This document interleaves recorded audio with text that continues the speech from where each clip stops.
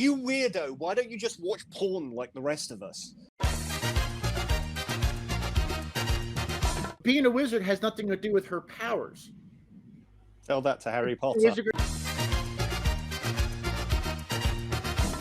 watching another Marvel movie. Shut up. Disney Plus. Cancel it. Cancel Marvel. Kevin Feige, get in the bin.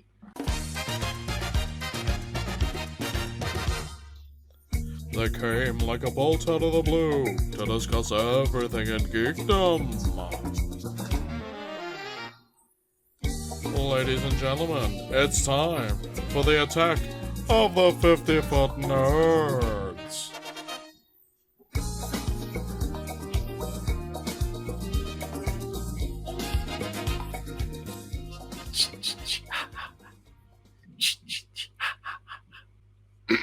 Excuse me, I just had to clear my throat there. Because it is time for episode 64 of the Attack of the 50-Foot Nerds podcast. That's easy for me to say. That's a reference to something you'll never hear. My name is Mike Bell, and joining me this week are in this box over to my right on the screen as I look at it, but this is an audio medium, so that means nothing to you.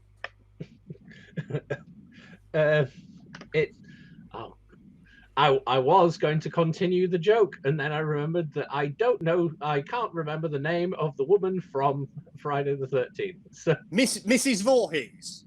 no, Yeah. I was trying to think of I know what I've done. It's because I was for some reason thinking of Halloween. So I'm not Laurie Strode. It's on the 13th of the month, as we all know. Yeah. Oh yeah, like that's new Halloween. Future Halloween, but no, I'm Amara. Okay, and there's a man just below me who misses. Yeah, and I see what you did there with your. I've got asthma. It's not funny. Yeah. Well, yeah. So I obviously I'm Jason Donovan. Jesus. Well, there's too many broken hearts in the world. Too many dreams that have been broken into by Paul Griggs. Because he's a knob. No, it's Friday the 13th, ladies and gentlemen. So we're doing an episode of the 50-Foot Nerds, which has already gone wrong. But again, your luck has not been good with the number of times you've had to do this introduction. Shut up. It's 50-Foot Nerds. Thank you once again for downloading us into your brain pods, as you do in the future. Just before we get on, just to let you all know, if you don't know by now, then you should already know, we've got a Patreon. If you go and join us there for as little as $1 a month, you get exclusive extended audio versions of this podcast, and you'll get also extra other bonus things. Paul had a little interview that went up there this week.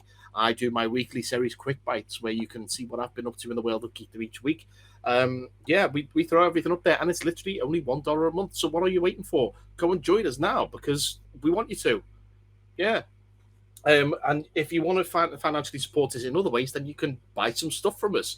Go to tinyurl.com/50-foot store. That's 50FT store. And you can buy t-shirts, mugs, baseball caps, water bottles, mouse mats. There's a shower curtain if you want it. I'll put it up there. I actually bought some 50-Foot Nerds merchandise myself earlier today. I have to go to Glasgow later this month for reasons, and I decided I have to take my own cup with me for reasons. So I figured while I was buying that, I'd buy myself a 50-Foot Nerds mug. So next time that we record, I should have that. So yeah. So if you want to be like me, be a cool kid, and buy some merch, then check it out. The link's right there, and it all goes to supporting the show. So that's all the housekeeping out of the way. We've got a show to do. We're going to rattle on because it's a double doctor situation this week. We'll get to that as we do. But first of all, we have to discuss some other people first. As I've just said, firsty first, it's time for some people in geekdom. Shriek in terror! It's time to discuss people in geekdom. It's just occurred to me that I didn't even ask you what you've been up to since we don't know. Jesus Christ, what's wrong with me today? Obviously we'll kind of touch on what I've been up to later in the show. To be fair, like, we fall under people in geekdom, seeing as we're three geeks doing it. No, we're not. We're nerds. We're nerds. We're not people in geekdom. Fuck that guy. Yeah. Remember our short-lived feud that lasted all of 20 minutes because he never replied to us? Yeah, that guy. Didn't it turn out his name was Ian? Fucking Ian. Apparently, Hamara doesn't remember. Hello? Hello? No, I'm here. Okay, that's good. Right, yes. Yeah, you disappeared. Oh, weird. No, I was saying, wasn't his name Ian? Possibly. Well, Ian. That's why Paul said fucking Ian. Oh, okay. Well, I didn't hear that, so maybe that's something on my end. I don't know. I'll find out in the edit. This will be fun. So, I thought Paul was ruining the day that someone had just ripped you from the stream, like blaming it on Ian. You know, because he can't blame it on the sunshine, he can't blame it on the moonlight, can't blame it on the good times. I'll blame it on the boogie. Yeah. No, that's no. He's mispronounced. That's you can't blame that on Ian. That's Lan. You've misread it. Oh, sorry. Yes, sorry. That's my mistake. Yeah, it's a little bit whiffy. So what Anyway. have you been doing? Tell me things. I want to know. Impart me of your knowledge. We did photos for the new Utilitarian album today. So we did the band photos, which was interesting because Toby brought along their wife to do the photos, but also their child and dog. So we kept having to The child and dog will be very good photographers. No, that's the thing. It was amusing because the first few photos, I don't know if they ended up being test photos or anything, but it had the three of us arranged looking like a metal band does, and then you might be able to just see two tiny legs stood behind someone. You know, Or could be stuff like that. Spooky ghost kids. I don't know. Yeah, we'll just somehow Photoshop it so the kid Toby's son's at 30% opacity. It'd be like Nevermind. Just take a photo of the kid, lash it in some water. If take some photos. You know, Drown him in a fish tank. Exactly. But we did that. It also has started me on wanting to buy. I'm gonna buy a spray paint kit for graffitiing. It's not what I expected to say, but all right. Yeah, because it was mainly because we went to this old colliery in Barn that's been shut down, and we obviously they didn't let us on a working colliery. Sorry to interrupt. I've just had word from a friend of ours who may be able to join the stream. I'm just going to drop them a quick link. Oh, okay.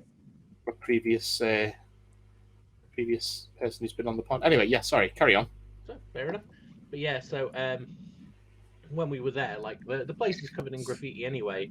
But then as we're walking around to find places to take photos, we find one where someone's crudely scratched a swastika into a wall. So fucking typical. So I tried scratching it out with my keys, but it looks like whoever had scratched it in there had been at it for a while. So I was like, you know what I need in future for if this happens? Spray paint. So I'm gonna start bringing that to whenever we go to places, and then if I find stuff like that, I can just spray over it. Fair dues. I'm just going to add someone into the stream before we go any further. Ladies and gentlemen, welcome back to the Attack of the 50-Foot Nerds podcast. It's Uncle Pete. Hey guys. Yeah. Hey. Right. Before Oh, you have to leave. No, Uncle Pete turns up. Paul has to go. Sorry, dude. There's only so many glasses allowed on this podcast, guys. Nice issue. It's the one I tried to find last time. It's signed. It's tagged by Stan. Beautiful.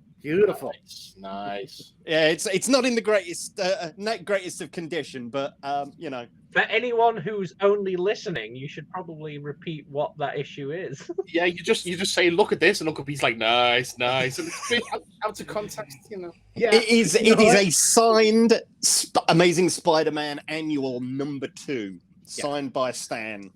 with the Paul, why have wondrous you got- appropriately the wondrous worlds of Doctor Strange. Oh, well, You know, you said about condition. When comic books are, 50, 60 years old, Yeah, you're not going to have a gem mint book. It's going to have some wear and tear because it was read, it was loved. yeah, Like, absolutely. I remember when I got my, I bought a CGC copy of Amazing Spider-Man #2, and all my other ones were raw. So I cracked it open. Like I think I told you the story last time. I cracked it open and I smelled it. Was the first thing I did. I smelled that book. vintage ink. That's what we like. Yeah. That's what we like. So, you're joining us midway through your Friday the 13th marathon, I believe. Yeah, I'm in the middle of. I started at #4 because I just covered. My Nails in a Coffin went out for #1 today. I already recorded #2. I'm researching #3. So I started with #4 at 3 in the morning. I'm on Jason Goes to Hell right now. Nice. Well, we've got another guest who's joining us right now. Oh, this guy. It's the movie timelines himself. It's Josh. How's it going, guys? Man, What the heck is going on? this is a massive podcast crossover. This is like 50-foot nerds in the multiverse of madness. Exactly. That's what we're going for. Oh, also, Josh, Mike, you're live from location apparently today. Mike, Yeah. before we move on as well, just so then you've got a clip to add to the end of Paul and Pete talking. Paul, why have you got Stanley's signature tattooed on your dick? That wouldn't make any sense to Josh right now. Precisely. And this is funny because Josh just came off of a live stream with another Brit, at Home Media Minefield. Yeah. We should get him on. Yeah, no. Unfortunately, I was spending time with the missus after work before I have to go and leave her to join us to come stream with you guys. So My wife's out of town on till Monday. She's in Wisconsin at my daughter's bachelorette party for her wedding. So I got the house to myself. Nice. Oh, nice one. And you're making the most of it by watching Friday the 13th movies. Yeah, exactly. Pete, I gotta ask you. I'm reading the novelization of Cabin in the Woods, which is really, really good. Nice. Pete, you're somebody I want to ask about this. So I finally got to see the new Scream movie. What do you think? Oh, See, I'm the last. Ask Josh. I'm the worst person to ask because I hate the Scream movies. Really? I think they're one step above Scary Movie. I Oh, just don't like the Scream movies. I know, but the first one is good. I like the first one, but the other ones, it's just not my thing. They're not poorly made. Wes Craven is great. I think they're the same movie. See, I kind of feel that the Scream movies, the first Scream movie, you can tell the guy that I forget the right now, Kevin Williamson, is it? yeah. He put so much time and effort into deconstructing the slasher movie for that first one. And then when Miramax or Dimension or whoever it was who put it out just went, we need a sequel right now. And I think they went too meta. They took the meta concept and just said, that worked the first time, so let's just multiply it by 10 and let's do that again. Yeah, it's just like, we need another monologue for Jamie Kennedy. Go. Is that Oh, he's dead? Let's have his sister. Yeah, but Paul, I mean, I'm not going to say they're poorly made movies. They're just not my thing. Fair enough. Is that which one is the one where where it turned out to be the monkey that was the killer? I believe that was Jane Silent Bob Strike Back. Oh. But yeah, monkeys, they'll get you, and we'll talk about monkeys later. See, this we've got some guests on right now. I don't know how long these folks will be able to join us. So, shall we kind of mess with the formula a little bit and go straight to our main movie review? The main reason why we're going to be here today. Should we talk about Doctor Strange in the Multiverse of Madness? Yeah, why not? Sure. Yeah, screw it. I've written show notes, but let's throw them out the window. Let's just do what we got to do. Whoosh! So, I thought Jeffrey Combs was great as Dr. Mordo. Oh, wait, sorry. Aaron West, wasn't it? I like that movie. Full Moon. Oh yeah. Oh god. Yeah. Jesus Christ. That's not my story to cover. Unfortunately, there's other channels who are better off safe talking about that movie. So yeah, we're going full on spoiler territory. So thankfully, everyone on the stream right now has seen the movie, or at least you've done a really good job of lying to me. So Yeah, this is not normal for this is not our normal experience with Amara. Amara's actually No. seen a movie. I know. What are you talking about? I watch movies all the time. You're thinking of the previous house. Oh yeah, sorry, yeah, my mistake. Yeah, it's the other guy who did watch movies. Yeah, and he got a phantasm sphere in his nuts. Yeah, that's why I killed him and put him in the shower fridge. Exactly. So the movie starts straight in. We've got the Wait, so-called. do you want to fire the spoiler cannon? Spoiler cannon. Spoiler Karen. Spoiler Spoiler Karen. Karen. What's to the manager? That was a spoiler. I'm going to be a total bitch. There's a clip for the credits this week. Thanks, Paul. So, Defender Strange is running across this kind of like space between worlds with his lovely little Badger-style haircut, with America Chavez in tow as they're running away from the Ribbon Monster, as I've decided to call it. And Defender Strange is, getting attacked from all sides. He's like, "Oh shit! There's no way to survive. What are we gonna do? I'm gonna have to kill you." And America Chavez is just like, "What? Hey, why you gotta play a brother like that? Yeah. What? You're my why? friend. Why do you Look at want me. to kill me? I've got a sweet jean jacket on, and you want to murder me? How has anyone in a jean jacket ever done wrong before? What are you playing at?" So at this point, Strange is getting stabbed to death by ribbons because somehow that's how that works. And Somebody's obviously watched Urotsuki Doji. I have that on DVD. Well, somebody has to. I have all four of them You on DVD. you weirdo! Why don't you just watch porn like the rest of us? And there's another clip. Thank you, Paul. Oh, literally, I was watching Josh's new video that he just put out earlier today, and he mentioned Nadia White. And before he even mentioned her by name, I knew who she was. So I'm saying nothing. But yeah, so America Chavez at this point decides to somehow punch a hole through universes, even though she claims she doesn't know how to do it, and ends up in what will become known as the 616 universe. Mm-hmm. So let's get into that before we even talk about anything else. What the fuck, Marvel? Why you got to do 2 616s? We had a big discussion on this on the Discord for Josh's channel. They've done The two. way we figured it out, like in the MCU, in our universe, the one we're sitting in, the MCU is 199999. Do you know where that comes from?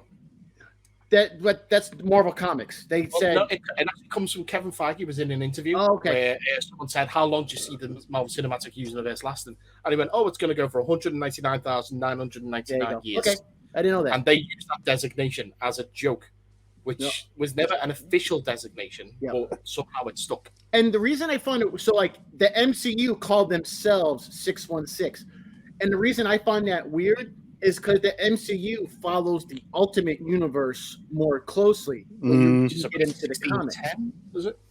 1610, yeah. 1610, yeah. So I just kind of find that kind of interesting. All you do is confuse a bunch of people who don't read. You just confuse a bunch of people. To be fair, this isn't the first 616 reference we've had in the MCU. Far From Home. Agents of Shield was using 616 for ages as well. So it's the sort of thing that pops up, and the way I kind of quantify it to myself, in as much as there may be a comics universe 616 and a live action universe 616, but again, they're all part of a grander multiverse, if you will. And again, don't forget that the 616 designation was assigned by 838 to Christine Palmer. So she may have just been plucking that number out of her ass. Granted, it's been seen elsewhere, and that may just become some kind of cosmic coincidence, same as November 5th, 1955. But yeah, she's the one who picked it. No one in the 616 universe picked it. No Watcher came down and said, "This is how it is." Yeah. Here's a question. Here's a question for you. So you're Christine. You're in this universe. It's your job to name them all. Why are you calling your own universe 838? Why? Yeah, you could one, wouldn't you? We're Universe 1. You guys are like that's what DC does. You Earth 1, Earth 2. Yeah. Hello, Alpha, we're Beta, Earth Gamma, Delta. Yeah, that's what you do. You don't just go, we're the 838th universe. Yeah, doesn't make any sense. You're the low man. Unless it's based on something like the universe designation comes from the frequency that they vibrate at. Yeah, True. That could be why, because I mean, when you meet the new Doctor Strange, why wouldn't he be 839 then? Why are you giving him a higher designation than your universe? That rationale is vibrating at some sort of frequency. Well, I'll keep it out. well, Sorry, I threw myself with that remark. I presumed it was something like that, or it was going to be like, like it's a sort of a web type thing. So they were like, oh, we're this far along on this big chain, so we have to count back. Like rather than being like, oh, we're at the very edge, we're sort of like wedged in the middle. So they had to like count all the way to like the original 616. That was whatever. literally just picked out the air many years ago. That was just a random. It's the New York area code. Alan Moore was the first one to use 616. He was actually the one that designated the Marvel 616. Oh, right. I thought it hit someone else. I can't remember. Anyway, it doesn't really matter, I guess. But see, speaking of all this multiverse stuff, because I'm a big comic nerd, obviously, but I think they didn't deliver what they promised. I didn't see that much multiverse per se. Like you showed one or two, then you showed, okay, we're in one straight universe. Your multiverse was them flipping through all these multi-universes. It was Doctor Strange in 4 universes of madness. Yeah. And then I think they tried to squeeze so much into it. Like you called the multiverse and you didn't deliver on it, but then and the other side of the coin, you try to do so much into a short amount of time. I was just like, it was good, not my favorite, but like I said, it was better than Iron Man 3. Yeah, certainly better than Thor: The Dark World. I think we can all agree. Oh, it's better than Thor: The Dark World for sure. Yeah, it was multiverse of madness and more multiverse of, hey, isn't this weird? Yeah. Strange. And my biggest disappointment is they did the Illuminati wrong. You got Reed Richards, the smartest man in all the universes, Professor Xavier, the most powerful mutant, one of the most powerful mutants of all mutants. You got Black Bolt. He whispers. Everybody dies. You got Captain Marvel. You just kind of went poo-poo on all. You just like you poo-pooed on them. This is the 838 Illuminati. That's not to say that the 616 Illuminati wouldn't be different. I mean, granted, we can't have it exactly as it is in the comic books, but we can try and get as close as possible. I was pleasantly surprised that they went with all the fans wanted John Krasinski as Mr. Fantastic. Yes, that was nice. And when they played the 90s X-Men theme, I geeked out when they played the X-Men theme. Yeah, that was my jam. That was my jam. And the fact that he's in the actual like floating chair. His actual yellow chair. Mm-hmm. Yeah, that yellow chair. Although that chair, I immediately he was sitting inside like a bathtub. It looked a little bit too big over him. He looked like Captain Pike. It was like up to here. It was like up to his mid chest. I did like elbow Connor when that happened. We were like, because do you know what I really enjoyed as well, seeing as they were doing references to the 90s animated series, is when he starts going into Wanda's mind, he's wearing the green trousers and black jump back turtleneck. Yeah. Oh god, that tickled me. That did. Mm-hmm. Although I don't know if you guys have seen, is apparently someone has taken like a pirated version of the movie and slowed down Professor X's death. I mean, we're jumping around all over this thing, but when I watched that, I assumed that she kind of snapped his neck, and if you die in dreams, you die in real life. Kind of thing. No, someone slowed it down, and she rips his head in half. Really? Oh, okay. She rips the top half of his head away from the bottom half. It's brutal. Nice. Well, I was going to say, like, that whole scene is basically Sam Raimi going like, hey, I get to put brutal murder in the MCU, like because everyone else is whatever. Obviously, it's ideal we've got Pete here because I gotta say, my favorite kill out of that lot, Black Bolt blowing his own brains out with the scream. That was just awesome. He didn't even know. He's like, what's gonna happen? So he goes. But I will say about Professor X, the reason I say he's not dead. Because the end of X-Men 3, before he got obliterated, already. Don't worry about him. He can send his mind somewhere else. So I don't think Professor X is dead per se. Yeah, but he can do that if he's kind of got noticed that he's going to die. It's like in X-Men 3 when he's doing the bibbly bobbly tearing apart thing. He knows what's going to happen, so that's when he does his thing. See, but I can argue that Professor X knew what Wanda was going to do, because I think Professor X maybe knew what Wanda was going to do. Anyway, it's comic writers. You just however you want to write it. I mean, can I actually state that I already talked about this on the Discord, so excuse me if I'm repeating myself, but I hate the Black Bolt death. I think it's the dumbest nerfing of a character that I've ever seen. Considering that character that his entire life at that point that knows the slightest whisper is completely totally destructive, and he has spent. I mean, the character's what, like 40 years old or whatever like that, and he got powers when he was a youth. So he's spent like at least 2 decades controlling his voice and making sure that he doesn't say the wrong things at the wrong time, and he's very cautious. And then what? He gets a little scared and then has to scream. It's like it's basically saying that this character's never had a situation where he's had to control a scream before, which is kind of and I also don't understand, although I know that a couple of guys have tried to rationale it for me, but I'm still not totally buying it, the fact that his scream was not powerful enough to just tear through the skin that had formed over his mouth. It couldn't rip through that, but it could destroy his brain.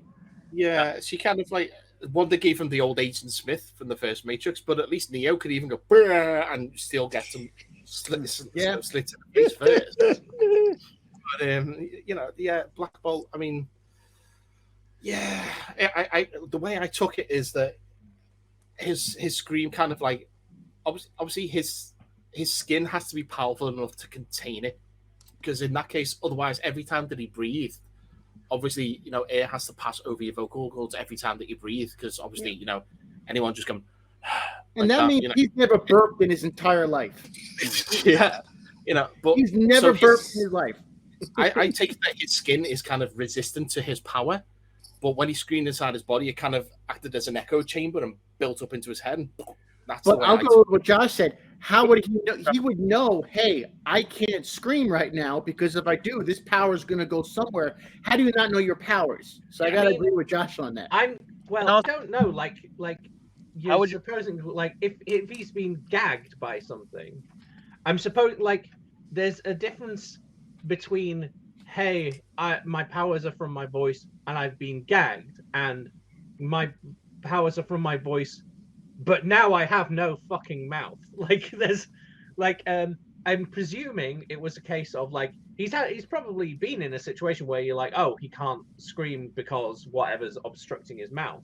But I'm guessing, like, due to his reaction, that hasn't happened because he's lost an entire fucking body, like, feature before, which is why he freaked out a bit, because he's like, they've changed the very fabric, like, Wanda's changed the very fabric of my fucking, like, being, if that makes sense.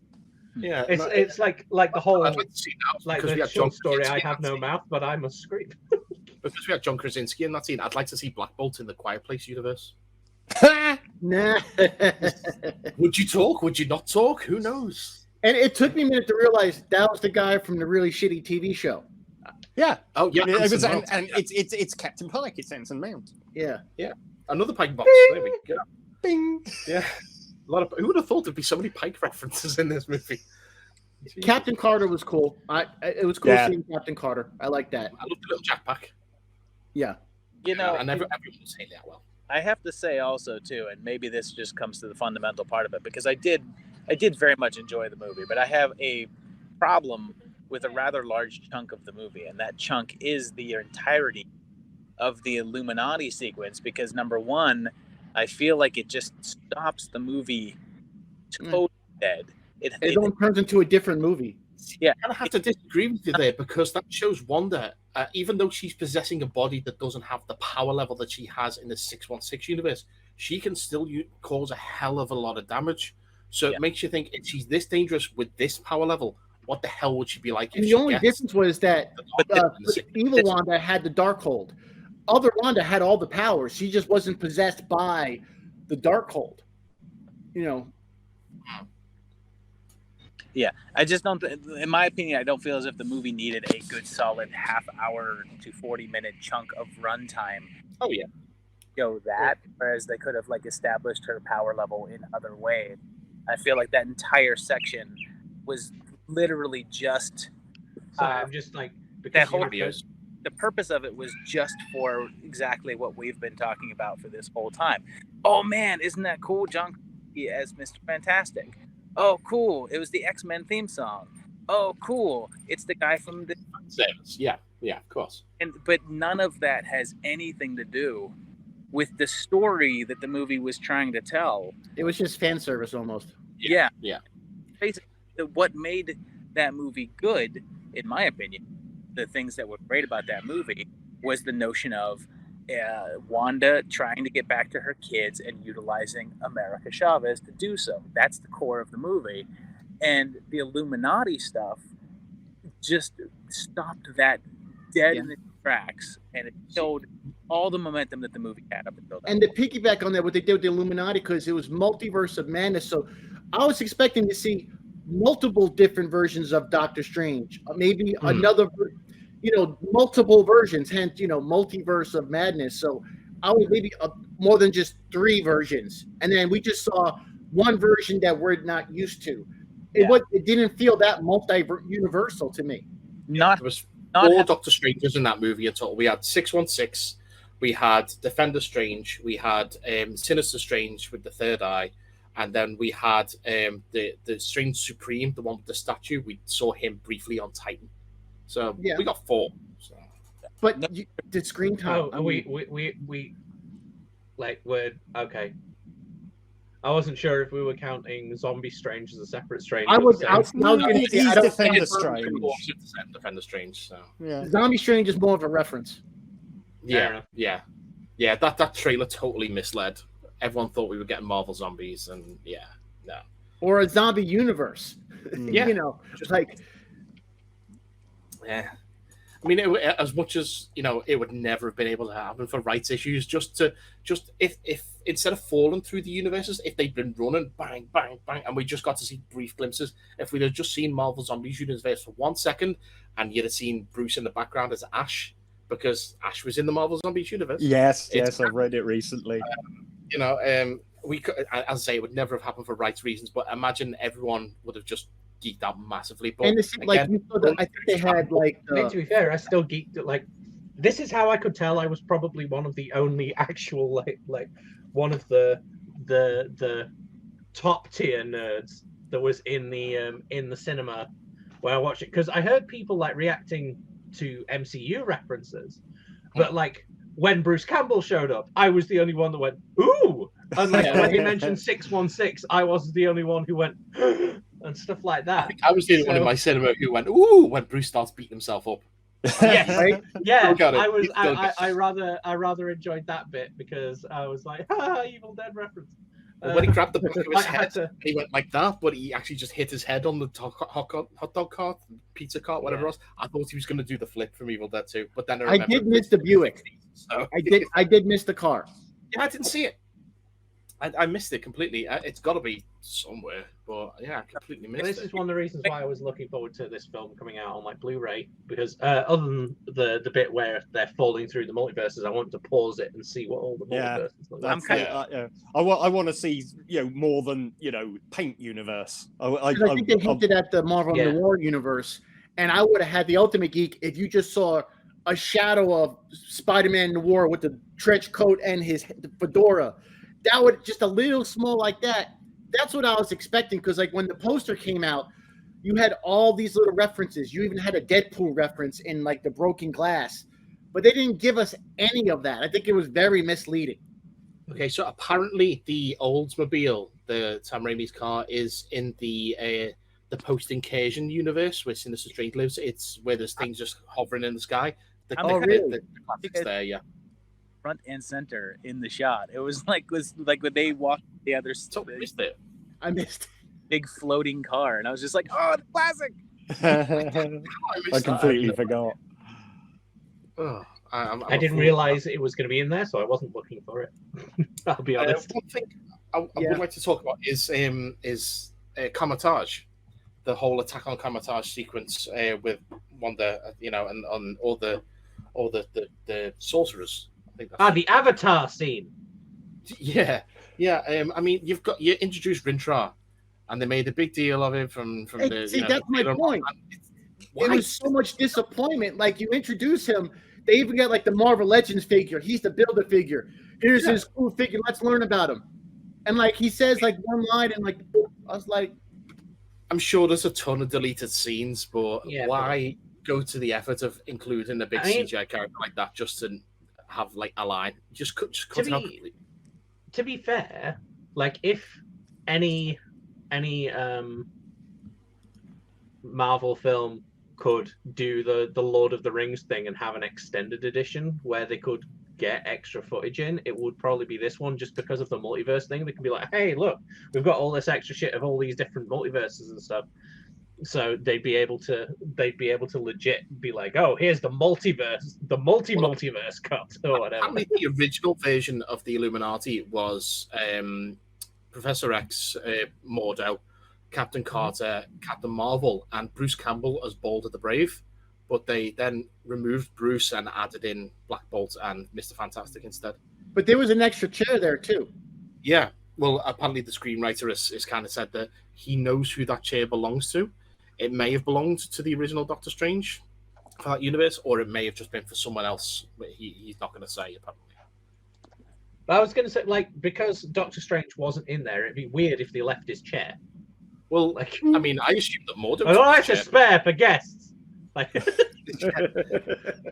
and this is where the invisible sits. Because it's like a council room. It's not like if it was something like Odin's Long Hall or something like that, like some place like that would legit have a reason to be like, oh, that belonged to our fallen comrade, whatever. No one sits in that chair. It's to honor their memory. But like the Illuminati strikes me more as, hey, that we're a bunch of people having a meeting. We're not going to keep that spare chair just to remember a guy that we killed. Like a previous member. That room, actually. One, if it's not like Professor X needs a chair. They'll never be able to see each other. They have to keep doing this every 5 minutes. And two, apart from for having an action sequence, as it were, who has a moat in a room? It's a conference. Well, the Illuminati, obviously. It's the conference. It's the conference chamber. That's where they deliver judgments. I presume they have their own like meeting room where they have like a desk that they all sit around. You know, like the scenes in old like the scene in Mars Attacks, actually, where they're all around the big round table and they've got all the monitors and shit. And they're all like, "We're gonna nuke them, damn it!" That's like the Strangelove is what you're talking about there, basically. Yeah. So they've got a Doctor Strangelove room, and then this is the judgment room. Yeah, this is the judgment room.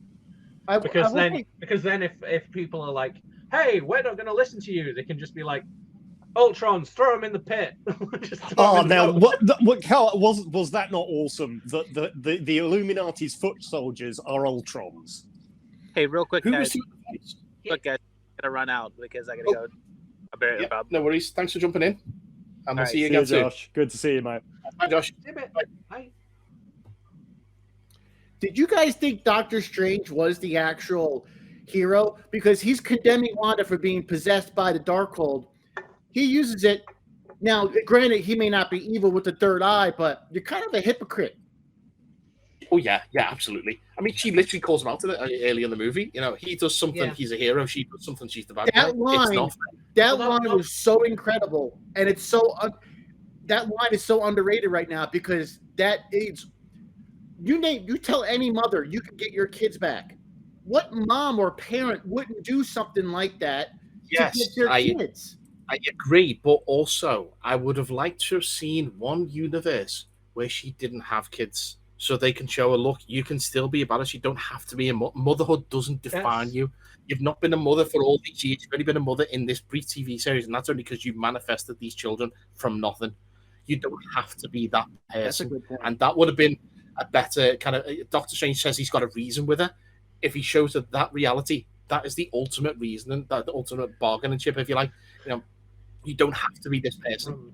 That's what I took from America's end, like the way she ended it was because the whole thing, like if you narrow it down to like, oh, she's not the villain because she's just a mother doing like to get her kids back. It's like, well, yeah, but those like the whole point of the film is those aren't her kids. They already have a loving mother. All that she wants to do is take what she thinks is of as her kids, her kids. And why did she fixate on that Wanda particular? Why did she want to take her kids? Why didn't she want to take any of the other Wanda's kids? And I think Amara brings up a good point because I think she did not have sex with Vision. Vision did not impregnate her. She created those kids to get over the loss of losing Vision because she wanted a family. So she created a Vision and she created these kids. They're from her. So why couldn't she technically do that again if she has those powers? Why universe? Those kids can't exist outside of her construct. So as much as she could have created that little woodland thing, she knows that that's not real. And if she creates these, but then it's not really real. You can argue it's not real if she goes to another universe. So if she goes to another universe, did that Wanda create those kids, or maybe it was a human Vision that impregnated? I mean, we don't know what happened in that universe, but exactly. I like to think that kind of America Chavez's story. She came into her own after she lost her parents. She's not defined by being a child. So why should Wanda be defined by being a mother? I think that's why, like, I did like the fact that at the end they defeated her not by being like, "Hey, we're going to win you in a fight." It was by America going, "Look, these aren't your kids. They're with a loving mother.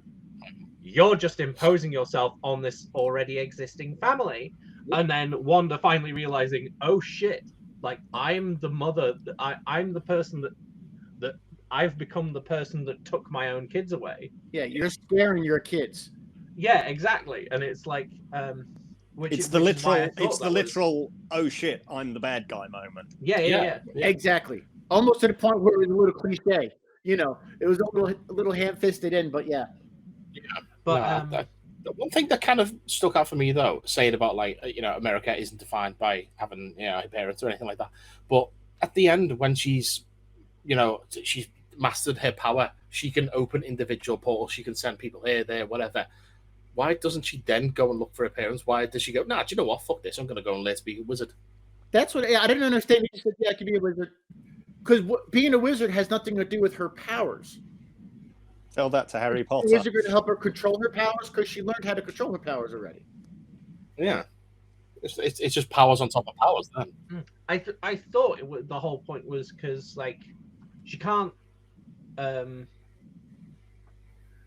like specifically point out like feel people in different multiverse. She's just got to sort of basically jump backwards and forwards, being like unless it's a place she's been and she knows. Like I took it that her powers is like, okay, if you know a place, then you can get there. If you don't know a place, you're just going to go like, if you're like, oh, I'm looking for someone, but I don't know where they are, you're just going to jump. Yeah, it's kind of like Nightcrawler. He has to be able to see the place he's going to in his head so he can get there. Exactly. Yeah. So I took it to be that, which is why she was like, well, okay, well, I best get, because the discipline that's needed to do all the magic shit, I figured she was would probably help with the whole self-actualization of her powers or whatever, because it's the same sort of mental kind of training, I guess. Maybe gives her a bit more control rather than just being like, shit. My take on America's choice at the end is that, for most of her life, she's been without a family and, been permanently on the run in some way, shape or form, traveling from dimension to dimension. She's found a place to belong. She has now found a family. And that's what she's got in Kamataj. So that makes sense to me.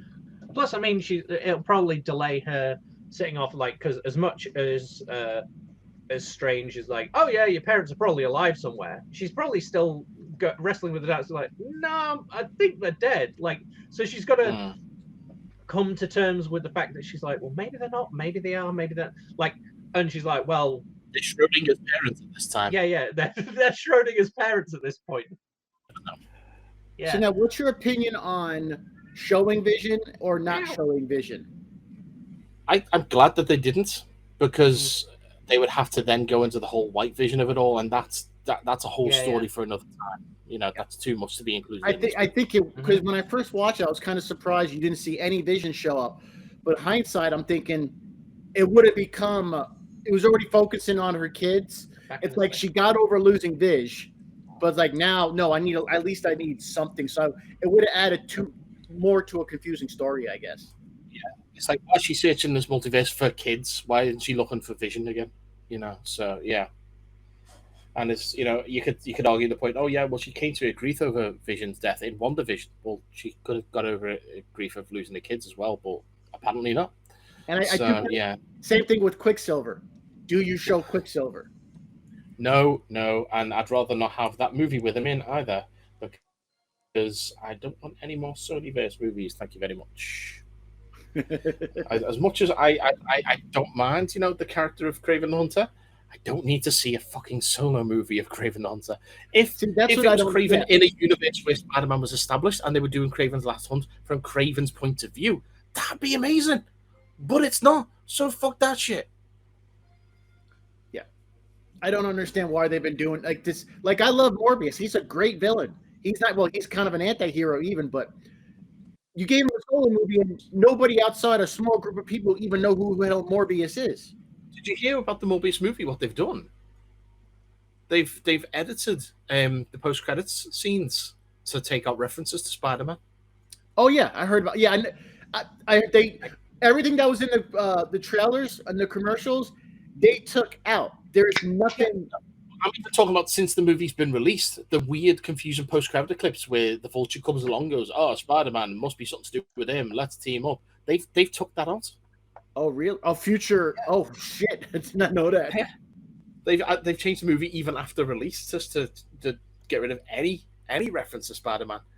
They're making a Madam Web movie. Now, I'm in love with Dakota Johnson. I mean, Jesus Christ, is she incredibly attractive and wonderful actress. I say yes. Saw her in all the 50 Shades movies because my wife made me watch them. She's fantastic. And I don't mind seeing her as Madam Web, but they're going to do the same thing. You're making a Madam Web movie. Less people know Madam Web than they do Morbius. Oh, God, yeah. No, Madam Web plants trees. If you're going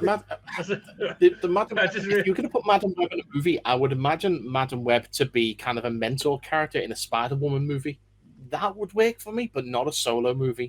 Exactly. Or even if you do the multiverse, have her. Yeah, like they did in the animated series, have Madam Web as kind of Spider-Man's guide through the multiverse. That would totally work for Spider-Verse. Beyond Spider-Verse.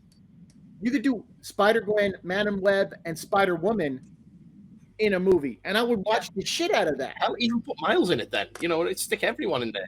The Spider-Women crossover that they did a few years back is a good template because you got Jessica, you've got Gwen, you've got Silk.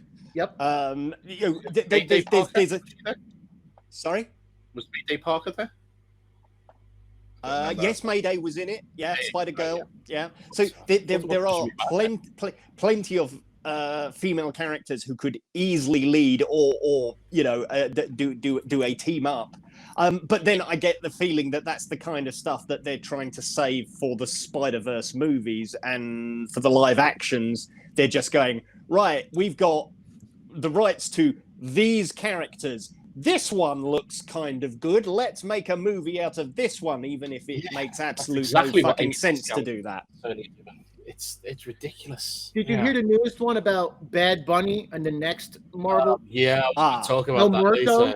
I was like, you pick a character that was in one Spider-Man comic, and you want to make a movie on him. Well, I don't know if they're trying to diversify into the Latin market, which I get, but introduce him as a side character because you're going to shoot yourself in the foot. No one has any clue who Alberto is. As a henchman, or like in Winter Soldier when Batroc Lipa is kind of like the opening villain. So that's all you need him to be. But this has all come about because of WrestleMania, when Bad Bunny was at WrestleMania and put on quite a decent. And that was, to me, that was cringe. I was like, what? Why is the Miz doing that? Why is the Miz? Yeah. Why is the Miz putting him over? I mean, it's WrestleMania. You've got your celebrity's always got to go over. You know what I mean? Yeah, I mean, Snooki, you've got to win over. Oh God, yes, Snooki. Yeah. Then Maria Menounos said. Oh God. We were talking about Doctor Strange. Yeah. Sorry, yeah. So I was actually going through the plot, but fuck it. I'm trying to think what else happened in the movie that we haven't really covered. The post-credit scene, I was the only person in the theater who knew it was Clea. Yeah, I had to look it up after. I wish they'd been the other way around. I wish we'd had the Clea scene as the end of the actual movie. You know what? Yeah. Run to the side, Charlize. Yeah, I wish we'd had the third eye as the post-credits. Because going into the adventure with Clea, yeah, fine, okay. It's like, oh, Doctor Strange has got another adventure. We'll see him next time. But if then they'd shown the big credits or whatever it is with the eye opening, that's your cliffhanger. Yeah, it's funny. Like, I forgot that she was in it, but like Amara said, as soon as I saw her, I was like, Clea. But I totally forgot that Charlize was having a cameo. But I don't know if it was the outfit that I'm like, oh yeah, Clea. She looked just like the comic. She pulled him to the side. Charlize into the side universe, yeah. Yeah. Oh, I watched that movie again recently, Prometheus. What was the post? What was the post credits clip? The post credits clip was Bruce. It's over. That was it. That was what I was trying. I was like, I know there was the Doctor Strange and Clea mid credits clip, and I was trying to remember what the end. Yeah, that seems to be their thing now. Like they have a mid credits where it's serious. It's a setup and then a comedy. Yeah, and then a joke one at the end. I think Guardians is going to kind of follow the template of Guardians 2 and have multiple credit scenes, most jokey. I'm so looking forward to Guardians. It's gonna. I'm fully waiting for the day that Guardians goes like Toy Story 2. So then they have like, so then through the credits you'll keep getting interrupted by scenes where everything's serious, but then everyone will like break. So it's like the film is being filmed off the actual characters. Like, I mean, just putting that. I mean, that movie's been doing that for years, not just Toy Story. You know. I know, but Toy Story 2 was the first one. Like A Bug's Life. They did it as characters breaking character. Yeah. That's what I mean. Where it's like, oh, it's the actual. Yeah, I see what you're saying. I don't know how I feel about Thor, because you're doing Thor the God Butcher and you're doing Lady Thor. I think that's a lot for one movie. That's a lot for one movie, but you've got to have a villain. You need to have a villain. So you're going to be quite Thor by the end. Apparently, Moon Knight was supposed to have a reference to Gore in the movie, in the show, which is supposedly why there's so many gods who are missing out of the Ennead. The reason was supposed to have taken them out. So I'm trying to think if there's anything else that we missed. I will say, like, I did, like, before we move on from Doctor Strange, apart from the fact that I thought Zombie Strange was fucking cool, the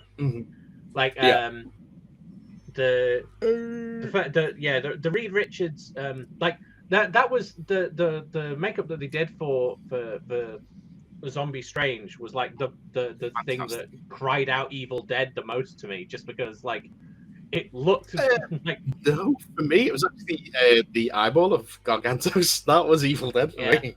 Oh, the eyeball, yeah. And I thought when Professor X was reaching for Scarlet, that to me that was the seller. That was 100% seller for Evil Dead. Yeah, the skeleton hands coming for Sinister Strange. Doctor Strange when he's in the corp. Yeah, that's it. Mm-hmm. I mean, this is Marvel's. They've said it before, but they're true. It's Marvel's horror movie. Yeah, absolutely. And which like part of me wishes like that there was a version with a higher rating, because like to see again going back to the Illuminati scene, seeing like Reed Richards be like torn to fucking ribbons. in a 12A film. Like, it's like, I want to see where they would have pushed this. I mean, as I said, literally, Professor X's head gets torn in half. You don't put that in a 12A movie. Right. No. What rating in the States is a PG-13? Oh, see, I was just going to ask. You said 12A, and I was going to say, oh, is that what you call it over there? Yeah. Yeah, because we have PG parental guidance, PG-13, which means you need to be, if you're younger than 13, you need an adult, and then R, and you don't see NC-17 anymore. Yeah, so we have for Universal, which is basically kids' movies, everyone can see it. PG, which is parental guidance. Then we've got 12A, which is anyone over the age of 12 can see it no matter what. Anyone under the age of 12 can't see it with parental consent. So you can take 10-year-olds if need be. Then we've got a 15 and 18. Funnily enough, it's appropriate that it was a 12A because the film that introduced the 12A certification over here was Sam Raimi's Spider-Man. Oh, really? Yes. It was, you know what, Gremlins created the PG-13 rating. Really? Yes. Yeah, it was Gremlins in another movie. I can't remember which one, but yeah, Gremlins was that pushed for the PG-13. And the first PG-13 movie was Red Dawn. So the first 12-rated movie in the UK was Tim Burton's Batman, apparently. Oh. Yeah, I never knew that. I think now they don't even bother with 12, do they? They just use 12A. Just it's 12A. Like 12A is now replaced. Because we understand, It's funny. This doesn't make sense. I don't think movie producers understand it. Sometimes they want to make a PG-13 movie because you want to get a wider audience. You really think those ratings stop a 15-year-old or I mean, they buy their tickets, the parents drop them off, they're going to go see whatever. You don't need to put in an ID when you buy a ticket. So for them to say, I want to make it PG-13 so we can go wider audience, I think it's counterproductive because you can make it rated R and more people are going to go see it because it's going to be rated R. Isn't it R-rated movies? As long as the parents give consent, can't kids just go and see R-rated movies anyway? See, that's the thing, but it's one of those things that nobody checks. They're advisory ratings in the US, aren't they? They're not. I've never heard of somebody being not let in because of it. Yeah, it's like if little Johnny goes to see, like I'm watching Jason X right now. Little Johnny goes to see Jason X and runs home and has nightmares. Well, mom either gave him permission or little Johnny's going to be, grounded. Just like I think I would say definitely more advisory. I don't think it really stops. I'm going to tell you a story now, which is of me breaking the law. Well, technically, I never broke the law; someone else did. But I think this is 20 years ago now, so yeah, I think I can get away with telling the story. I wanted to buy Evil Dead 2 on VHS because and because I was God, Pete ran away. Jesus, man. Because I was under the age of 18, the staff, the counter wouldn't sell it to me. He said, "Have you got ID?" I said, "No." He said, "Well, no, then tough." And instead of taking the VHS off me, he gave it back to me and said, "Put that back on the shelf." Well, that's a dumb thing to do because now I've still got the tape. So what I did is I just kind of went over to kind of like a dark corner of the store, which sounds weirder than a minute. That's the adult section. I asked some random guy and just said, "Mike, you buy this for me? You would sell it to me?" And the first guy I asked said no, and then the second guy just went, "Yeah, okay." I just gave him the tape, gave him the money. He could have just walked off with both. I wouldn't have known that. I wouldn't have known any otherwise. But he bought it and then came back and gave it to me, and that's how I bought the Evil Dead 2 on VHS. Because I thought you were going to say you shoplifted it. I know. No, not that bad. I'm not that bad. How old were you at the time? I would have been 16, 17.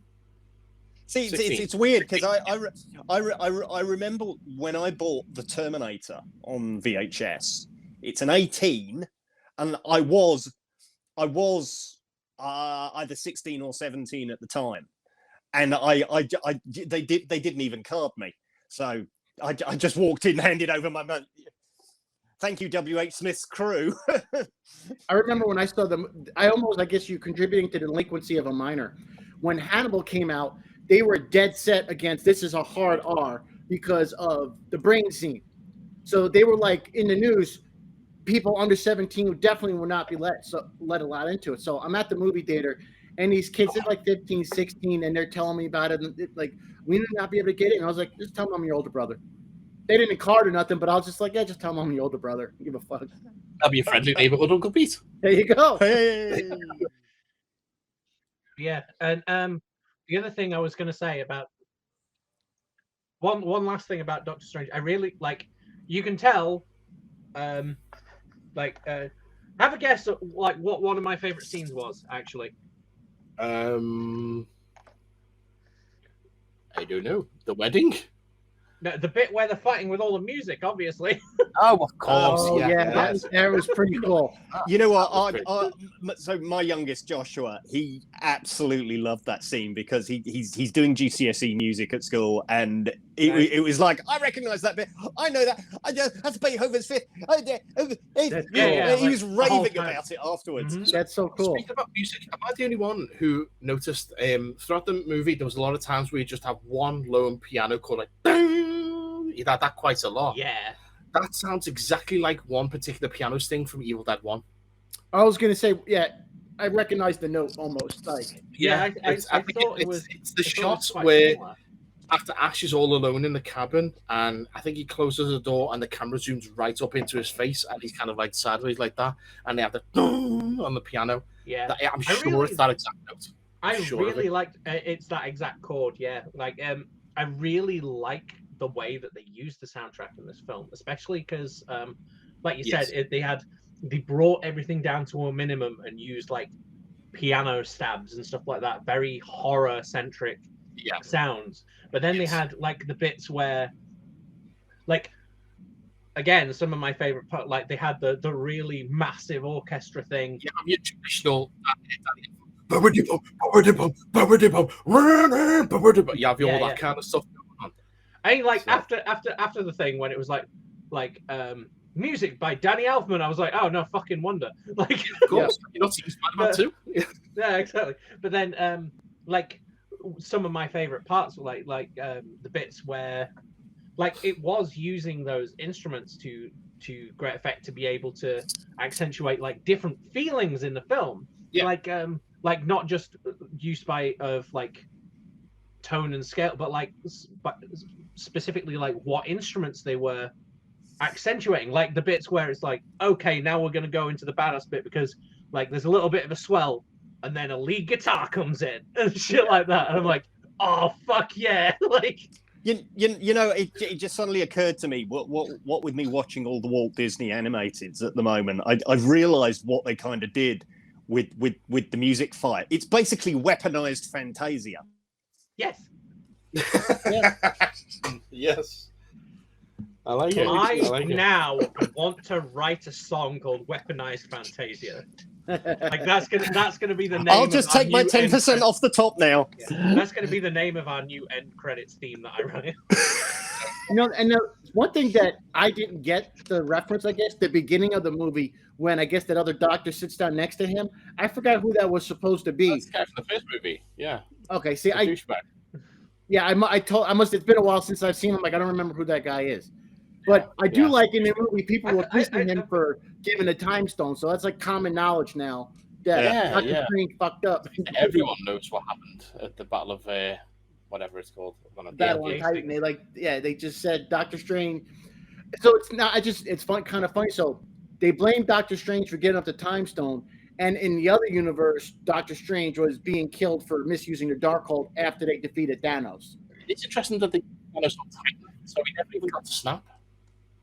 No, I don't think they got. From what I understand, they didn't get the chance to snap. Yeah, because he didn't have the power. He didn't have the time stone, and he didn't have the mind stone.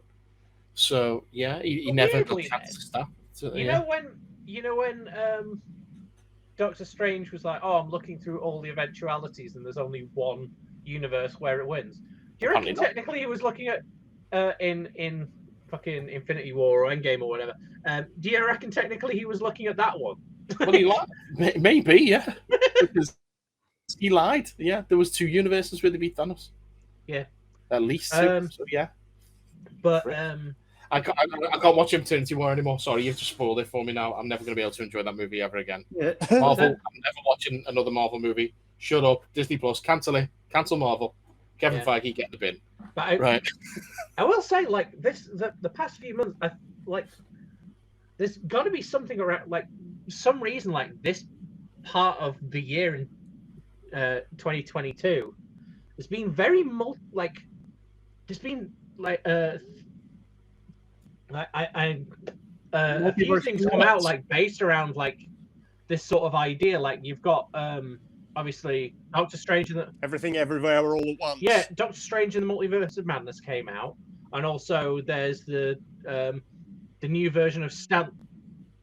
Yeah, like I'm just thinking like multimedia wise, like because also in my sphere of things like the new version of the Stanley Parable, the game came out, and that's very much based on that. With the concept of multiverses these days, because you know Marvel have been doing it. Marvel have been doing it for years. DC have been doing it for a while. In the animated series since the 90s, DC have been doing it with all the various crossovers and what have you. So everyone's. Hell, for the past 2 months, Markiplier has done his like in space with Markiplier thing on YouTube. That's a very multiverse thing as well. What? I didn't think we get a Markiplier reference on this show. Yeah, like it's a fun series. Like I've been. Yeah. Well, you know what else is a fun series, and has been going on for just shy of 60 years. Oh, what's that? We're going to cross the street now to the other Doctor. We're going to discuss Doctor Who. And this is where I must take my lead, gentlemen, because honestly, I do have to go, and I'm ignorant of the fact that I don't watch Doctor Who. I'm sorry. It's okay, but I wouldn't be able to part. I feel like a third wheel because I'd just be like, okay. No, it's fine. No, I thank you for joining us, and I thank Josh as well. It's great seeing y'all again. I had a lot of fun. Great to have you on. Check out my channel because I just started Friday the 13th today from my nails in a coffin. Definitely. And I got my other series, Horror Movie Superlatives, where we're picking out. Just go to my channel, look up Horror Movie Superlatives. It's a contest I'm having with somebody else. I need you to vote for me. So if I win the contest, I get to choose a movie for him to review on his channel, and I'm going to ex Josh for the worst Amityville movie. Oh, we've got plenty to choose from. He's got plenty. Thanks for having me, guys. You guys have a great weekend. All right, you too. Take it easy, Pete. Take care, buddies. Bye. Bye now. Oh, a little thank you to Uncle Pete there for joining us on the show, and indeed to Josh. Movie Timelines on the YouTube. Go and check both of those guys out. They are good folks. Woo, diddly dum, ooh, Doctor Who news. Paul, take it from here, my friend. There is only one Doctor Who news. Rwandan-born, Scottish-bred Ncuti Gatwa is the Doctor. And of course, people who remember our last episode, he was top of the list. He was 1 to 20 in the odds. Yeah. The episode where you were like, "Oh, I've not heard of him. He's probably not going to get it." He wasn't on the list. Yeah, he was on nobody's radar. Apart from Russell T Davies. Well, indeed. He's best known for his role as Eric, best friend of Asa Butterfield's lead character Otis in Netflix's Sex Education. And when he eats a banana, an amazing transformation occurs. How many episodes of Sex Education have you watched by now? Not many, but I'm assuming an amazing transformation occurs when he eats a banana as a twin. Well, there's definitely something with bananas that's involved in. I think it's something like episode 3. Are they coming down in pairs? Let's just say. Anyway. Well, for another brilliant credits clip. Thank you. So, the announcement came the day of the BAFTAs. Speaking at the BAFTAs, 29-year-old Ncuti said he'd been cast in February and found it difficult to keep news under wraps due to his big mouth. I think we've already covered that thanks to the banana. He described the role as an institution and his casting as an honour. He's been quickly welcomed by other members of the Doctor Who family, including fellow Scots Sylvester McCoy, who sent a video message on social media, and Peter Capaldi, who said that Ncuti's journey from refugee to Time Lord is a story to be proud of. He has a huge talent and heart. Basically, they've got this guy at exactly the right moment. His career was about to go stratospheric. He's in the Barbie movie. He's in Masters of the Air, which is the follow-up to Band of Brothers and the Pacific. So This all sounds familiar to me, Paul. It's almost as if this is what you mentioned on your interview that you had the other might day. be, yeah. I mean, let's face it. He's at exactly the same point in his career where David Tennant was, where Matt Smith was. They were obviously on lots of people's radar and had done stuff and were about to break. Yeah, exactly. And that's what Doctor Who is going to do for Ncuti.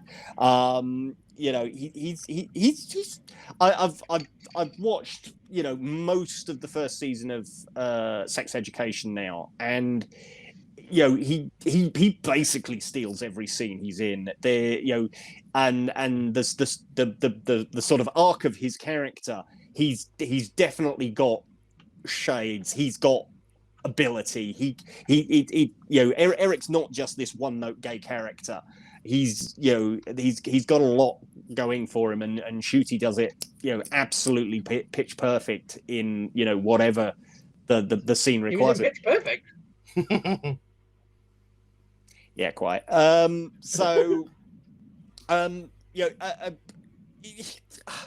What do you guys think? I mean, I don't know the kid, but then I didn't know Matt either. I was mostly unfamiliar with most of David's work. I'd seen Casanova, but that's it. So I always love it when it's an unknown because I have no preconceptions. Like when Capaldi was cast, obviously we all thought it was going to be Malcolm Tucker in space. When Jodie was cast, we thought, oh, it's the mum from Broadchurch. But this guy, I don't know who he is, and I'm really, really excited. I mean, yes, Jodie was a breath of fresh air as well, because I say she was the mum from Broadchurch. We just knew her in this dramatic role. For pretty much the first season of Broadchurch, she's crying the entire time. For the second season of Broadchurch, she's dealing with her grief. For the third season of Broadchurch, she's kind of a bit more moved on. She's trying to help Hayley from Coronation Street with her grief. But even when she's the Doctor, she's nothing like that character whatsoever. She's happy, super bubbly. And... She's a space hobo, I love that description. In amongst the many interviews that have taken place over the last week, Rusty said, "You don't cast the Doctor, you cast the potential," and he can see that. So Ncuti was the last person they saw. Russell thought that he'd cast the role, and this other person was unassailable.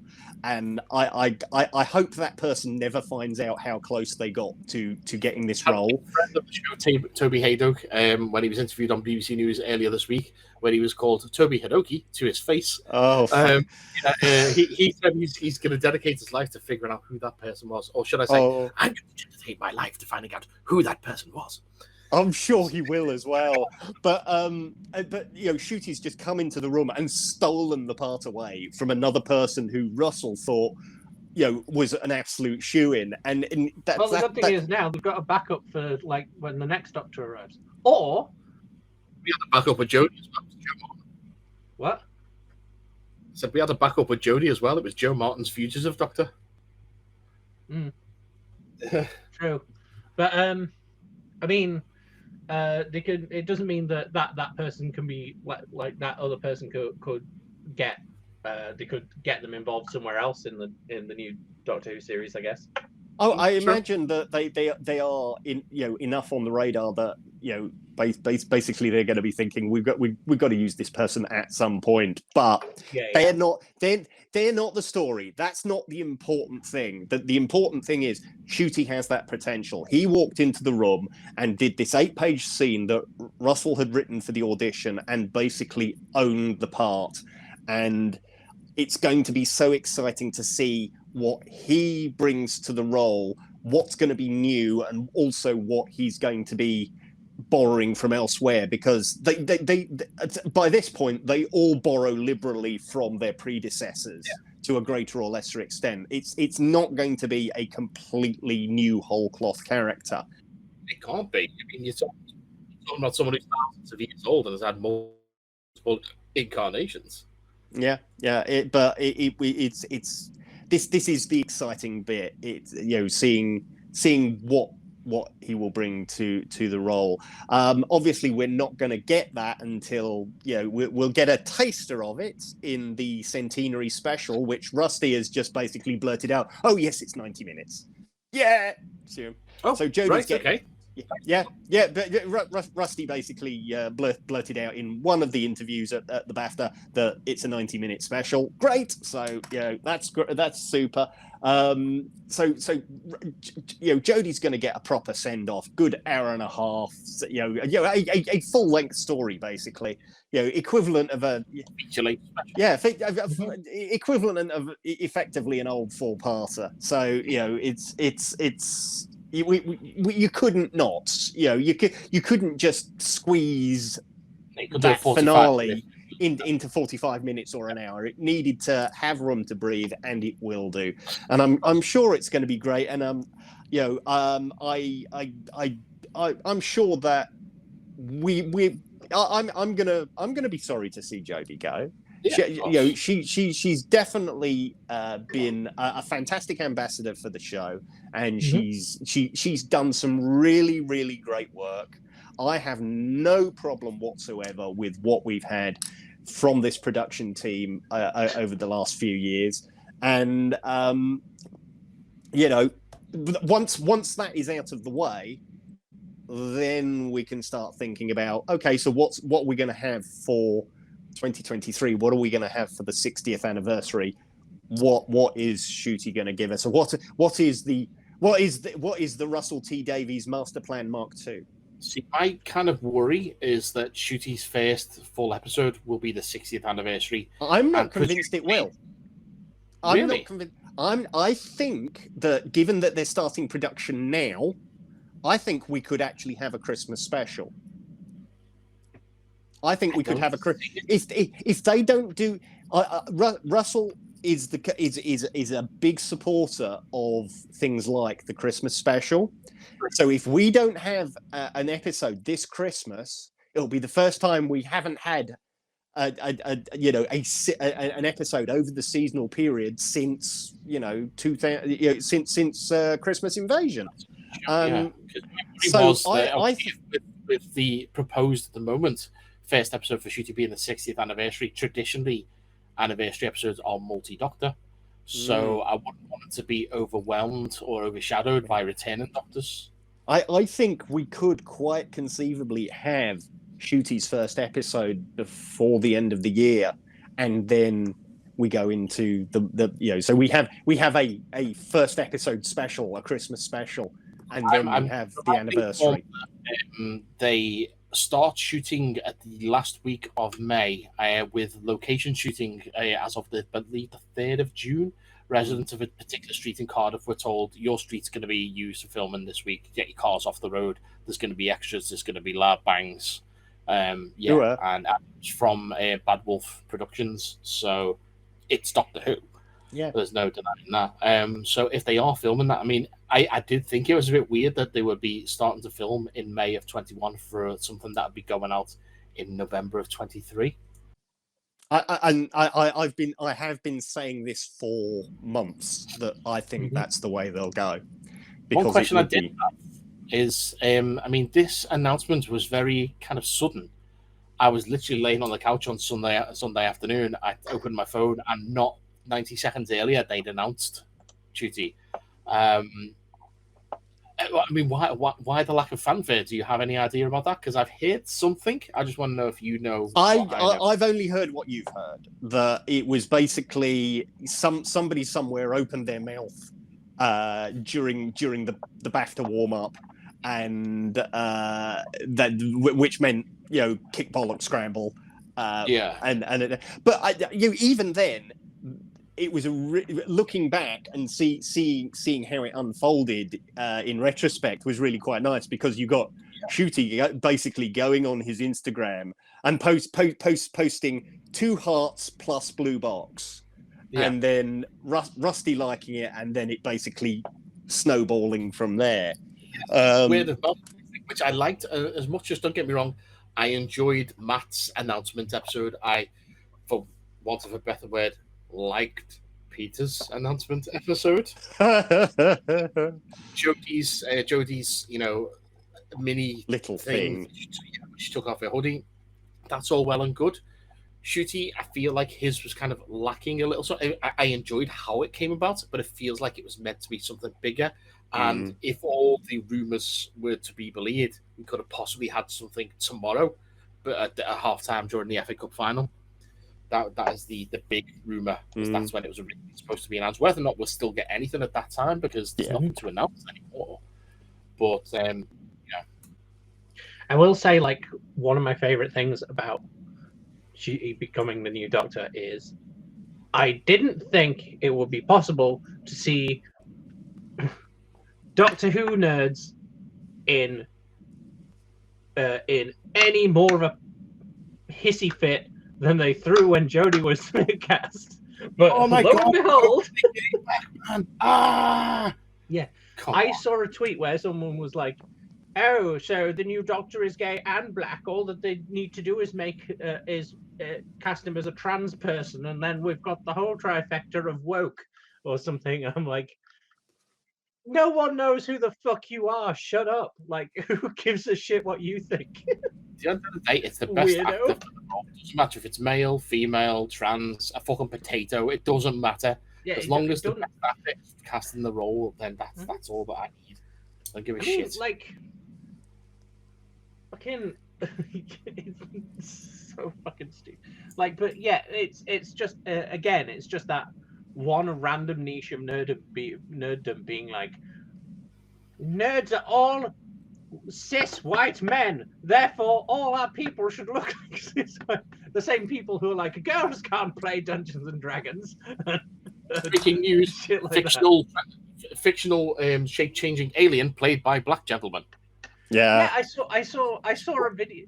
Like, I saw a video that was like, is Doctor Who an inherently Caucasian character? And it's like, no, you're just a fucking racist. Like, what the fuck? What I actually feel coming out of what I feel, following the social medias, is that for some people who might have crossed a line with Jodie, they've kind of thought, I don't like this, but I'm going to keep my mouth shut because that's going to cross a line. I'm quite happy to be called a misogynist, but I'm not going to be called a racist, even though I am. I will publicly. That is my feeling. That is my takeaway from the last week on social media. So to those people, I say the Doctor has always stood up for the underdog, the downtrodden, and the marginalised. And the fact that the Doctor then looks like those sectors of the world, not just you, is a good thing. So fuck you. The way to think about it is the Doctor and the Master, as far as we aware, for the longest time, were the last two of Time Lords. You couldn't be more of a fucking minority. So to be the last of something. Yeah. So who gives a shit what gender or race they are? You know what I mean? Yeah. Anyway, absolutely. It's whatever happens, it's going to be fucking brilliant. I know that for a fucking fact, and you can take that to the bank and cash it. I will take that to the bank. I will cash it. Whether or not my bank will accept that, I don't know, because they don't deal in misogyny. So, yeah. So, I mean, I'm realizing how pressed for time we are right now, so I think I'm just going to press forward, and we will round things off with a little bit of any other business. What do you think? Cool. Yeah, sounds good to me. Right, let's do that then. Any other business?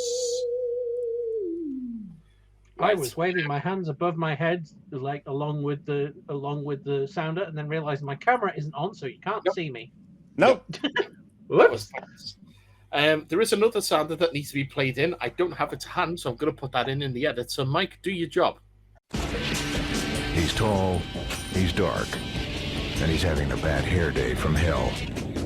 His cousins have been spotted from Australia to the Himalayas. Exactly who or what is this wild man of mystery we call Bigfoot? I misremembered that sounder, and I was about to be like, he's long, he's dark. I'm like, nope, that's a different film. Oh my. Mike, Yes. just before we move on, Yes. a quote, so you can superimpose it into the previous section. Paul, why have you got a tattoo of Shooty on your dick? He's tall, he's long. What? Sorry. So, right. Okay, so as you know, we are here at the 50-Foot Nerds. We love a bit of Bigfoot. Oh yes, we do. Some really compelling new stats have appeared of the creature claimed to be Bigfoot, and you know where he was? He was in New York. He's walking here. It's ironic that you mentioned Christopher Walken the day he gets announced for June 2. Yes, I'm gonna be the emperor of the universe. Bow down to me, Christopher Walken in the air. June 2, Electric Boogaloo. Yeah. Yeah, I've lost my train of thought. Yeah. So Bigfoot watchers have been thrown into what's called a frenzy after the photograph appeared to show a mysterious humanoid making its way through woodland. This is from the Mirror. It says it was reportedly taken in the state of New York, according to one Reddit user, and it's quickly sparked heated debate among conspiracy theorists after it was posted online. The large, hairy creature can be seen at a distance, walking on two legs past some short bushes and some pine trees behind it. I've seen the photo. I'll be honest with you, it just looks like a bloke in a coat. It's a Chewbacca cosplay. Or maybe Black Kazakhstan or whatever his name is. Kazantan, that's it. Black Kazakhstan! Yes, it is. My name is Chewbacca. Sorry, it took me a I like you. My Wookie. It says the left side of its face is visible as it walks, and the members of the online message board were split over the authenticity. Some believed it could be the real thing, and others were less convinced. One user said, "We need the story behind these photos, but they are really compelling." Another believer said it was proof and suggested it showed the same beast shown in a documentary about the American Sasquatch discovering Bigfoot by Todd Standing, not to be confused with his shorter friend, Todd Sitting.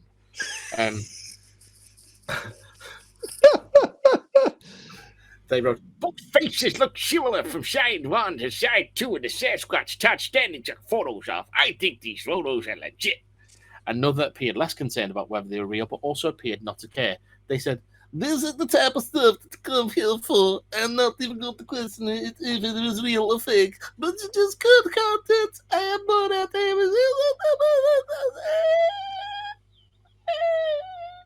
He said as he floated away into the universe, apparently. and that's your dog going mad downstairs. Yes, it is.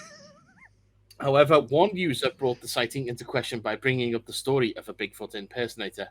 They said, "The story is there's a guy who lives in Bacon, New York, who likes to run around in the woods with his pals in Bigfoot costumes with watches up their ass." I may have added the last part. Who knows? They have. No, that was in the article. I bet. Okay, I'm glad I didn't make that up. Yes. So who knows whether or not the ape-like humanoid who is, in movies tried to kill us all, whether he is real or not. Who knows? But we're going to move over to more ape-like humanoids who are trying to kill us all. Because this is the story of a secret laboratory which has a secret project apparently to breed humanzees, man-ape super soldiers. This is this is again from the Mirror. It says the odd projects are aimed to create hybrid animals that have underdeveloped brains but immense strength, along with being resilient and resistant to hunger. The Mirror quotes the Daily Star with news of a mysterious hybrid monkey which has DNA from 2 different species. Which there's a surprise.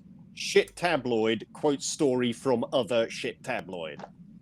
That's how the world works. It says the creature, which appears to be combined from 2 different species, was seen in the Malaysian Borneo near the Kinna. Wait, so I will just mention this before we move any further. Unless one of those species that it's bred from is a human, it can't be called a humanzee. Oh, well, let's get through the rest of the story. So this is from the Kinnabatangan River, which was difficult for me to say because I've had a few beers. A new study suggested that the hybrid creature is competing for forest space. However, a decade ago, a more unusual breeding project was attempted. Plans were in place to try and create a creature that was a mix between humans and other animals to supplement the armed forces, along with making a factory for transplant organs. Wasn't this an episode of South Park? I'm sure we've covered this before. Possibly. I've seen this photo here of this supposed humanzee before, Oliver the Chimp, and I have seen it. It says Joseph Stalin ordered Soviet scientists in Russia to create a hybrid man-ape super soldier in the 1920s. He wanted the creature to be able to work under extreme conditions that would be deemed too dangerous for humans. Documents were declassified in the 1990s that appeared to show what Kremlin chiefs were trying to make an unbeatable army of man-apes. They wanted hybrids to have immense strength, but with an undeveloped brain. We just said all this. So basically it's saying that they found a creature that was of two species hybridated together, and then they just shoved in some stuff about Russians trying to make monkey men. Hybridated? You mean they fucked? Yeah, basically. True.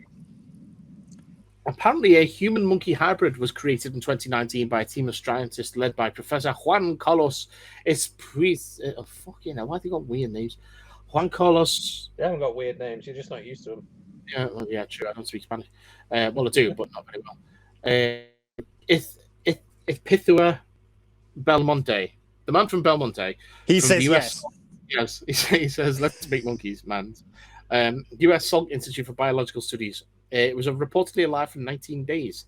However, there have not been any authenticated cases of genetically engineered ape men being successfully produced.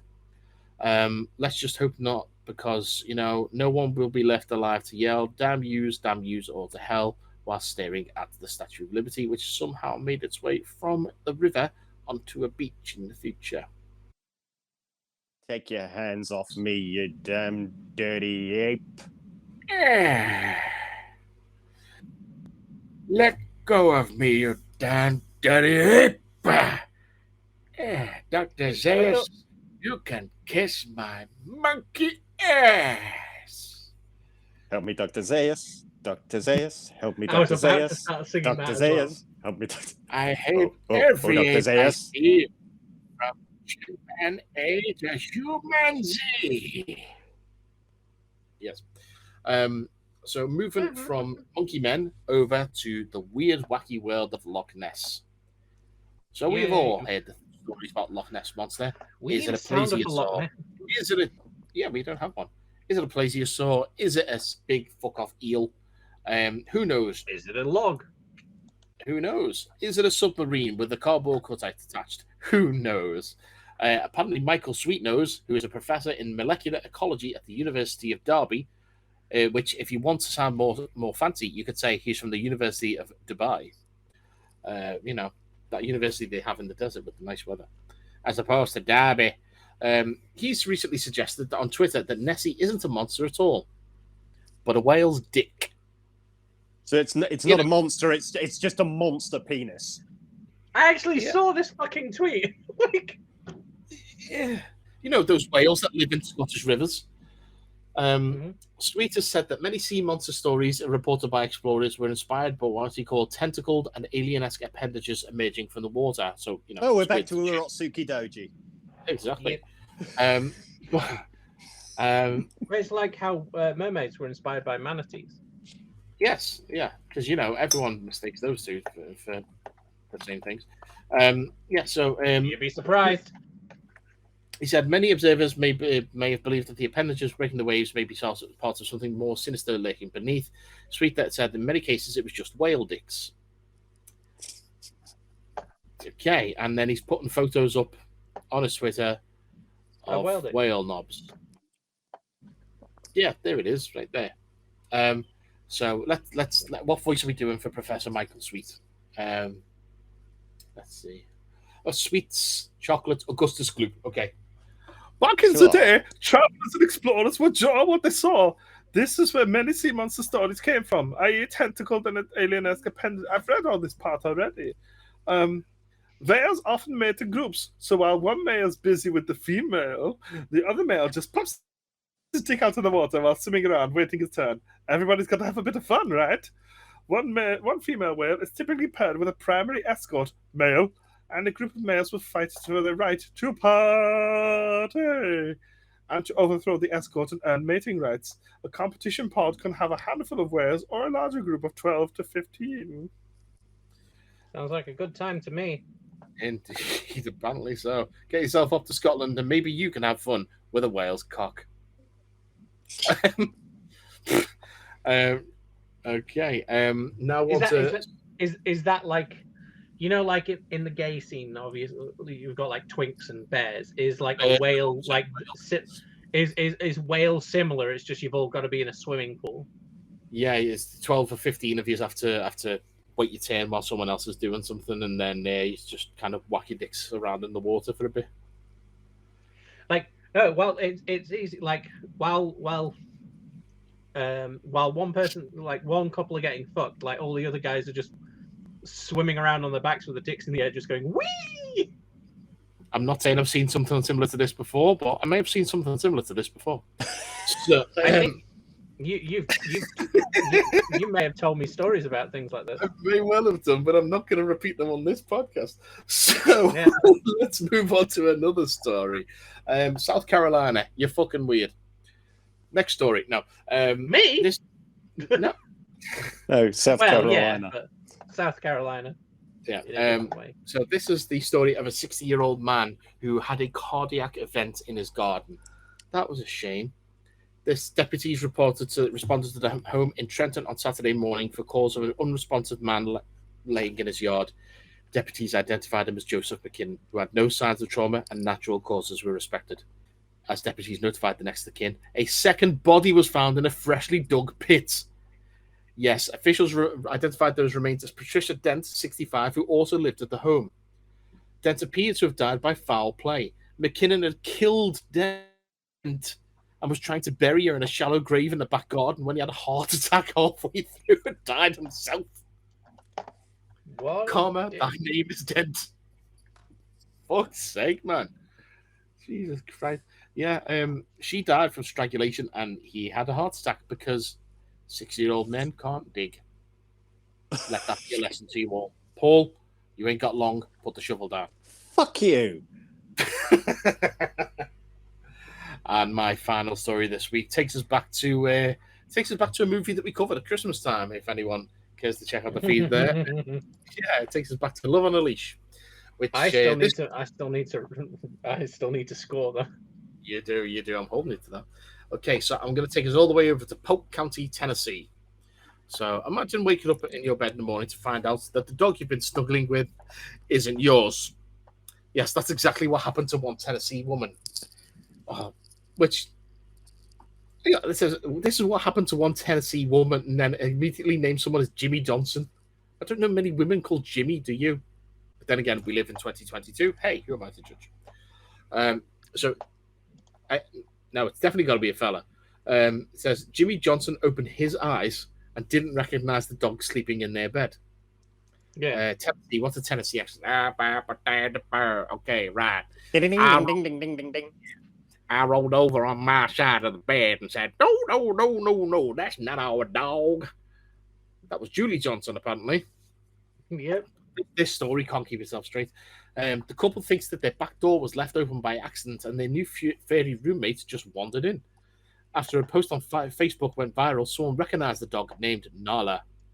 We got a Facebook message saying, hey, that's my dog. I'll be there in a few minutes. What's your address? She verified it was actually the woman's dog by asking for photos of proof. Because, don't give your address to strangers on Facebook. That's just asking for trouble. She sent me Christmas pictures and all sorts of photos with the dogs. Johnson found out Nala traveled almost 2 miles and the adventure eventually ended when the dog wanted some company. As a matter of fact, I was still laying in bed and snuggling with Nala when her mom walked into the room, said Jimmy Johnson. Man in bed with dog. Not the first time I said that. If it wasn't for the Facebook post, Jimmy and Julie would have had another dog as part of their family. Report a correction or typo. Don't tempt me, abc13.com. Don't tempt me. So, yeah. What have we learned today? Well, we've learned that we didn't have time for a lot of stories, which would have included obituaries for George Perez and Neil Adams. We would have talked about Ezra Miller being a fucking weirdo. Spinal Tap's getting a sequel. Didn't get a chance to talk about that. Zack Snyder and his army of fucking weird internet people rigged the Oscars. And Optimus Prime is becoming a Lego set. We didn't have time for any of those stories. So if you want to learn more, Google. I'm not your mum. I'll be if you want. I want to thank Josh from Movie Timelines and Uncle Pete for joining us on this episode to discuss Doctor Strange. It was great to have you on, guys. And if you want to check them out, you can do so. They are both available on YouTube. Check their channels out. Give them a subscribe. Give them a subscribe and tell them the 50 Foot Nerd sent you. You can find us all everywhere, all over the internet. We've all got individual Twitters. We've got a website. We've got YouTubes. We've got Facebook. All the information will be in the sounder at the end of this episode. So until next time, if you're not already, join the Patreon, become a patron. It's only $1 a month. What are you waiting for? You get exclusive extended editions of this podcast. Because even though the episode's going to finish right now, we're going to keep talking for a few more minutes, and you get to hear all that lovely, lovely goodness. All that remains to say then is, for this episode of the Attack of the 50 Foot Nerds podcast, I've been a damn dirty ape. I've been your mum.